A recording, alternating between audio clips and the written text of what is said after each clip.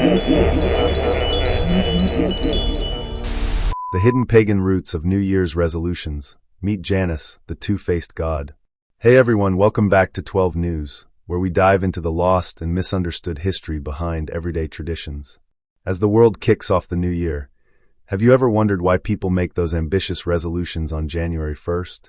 You know, like, I'm gonna hit the gym every day, or this is the year I finally learned Spanish? Well, buckle up, because it all ties back to paganism and the ancient Roman god named Janus, the pagan deity of beginnings, endings, and everything in between. Today, we're uncovering how this two-faced god inspired the month of January and our modern habit of New Year's resolutions.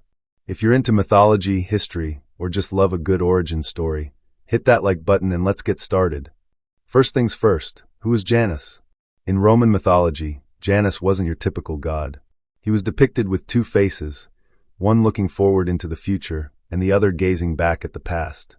This duality made him the perfect symbol for transitions, doorways, and new starts. The Romans worshipped him as the guardian of gates and passages, both literal and metaphorical. Think of him as the ultimate bouncer for time itself, overseeing the end of one year and the dawn of the next. Now, why is the first month of the year named January? It wasn't always that way.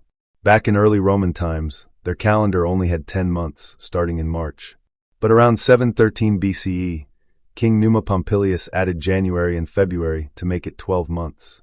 January was specifically dedicated to Janus because it marked the beginning of the year, a time to reflect on what's behind you and plan for what's ahead.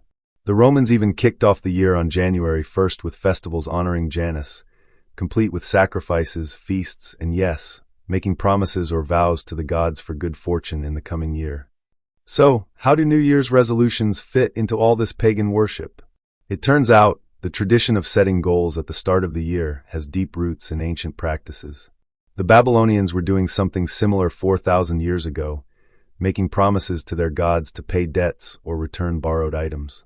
But the Romans took it up a notch with Janus.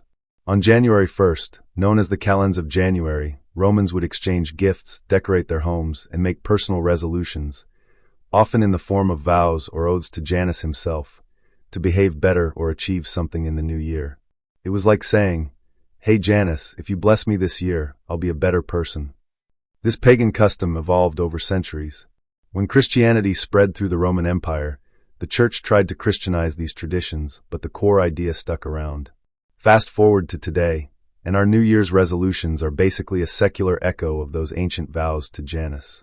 We're still looking back at our past mistakes and forward to self-improvement, just like the god's two faces. Pretty wild, right? It's a reminder that even in our modern world, we're carrying on rituals from pagan gods without even realizing it.